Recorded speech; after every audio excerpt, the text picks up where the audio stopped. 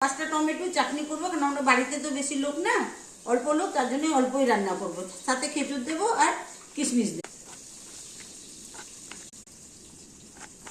আমার টমেটোটা কাটা হয়ে গেছে, এরকম ঝিঝিঝি করে কেটে নিয়েছি, ঢেলে দিচ্ছি। কেন কড়াই গরম, টুকরো করে দিয়ে দিলাম। পাঁচফোড়নটা দিয়ে দিচ্ছি, সেটাকে দিচ্ছি, দিয়ে দিচ্ছি দিচ্ছি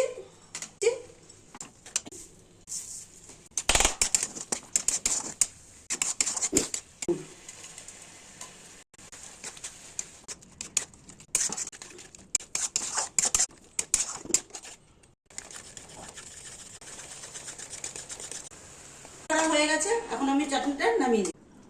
এই খেজুর এর গুড় আর খেজুর, কিশমিশ, টমেটো, চিনি দিয়ে এই চাটনিটা বানানো হয়েছে। এই যে এইভাবেই বিয়ে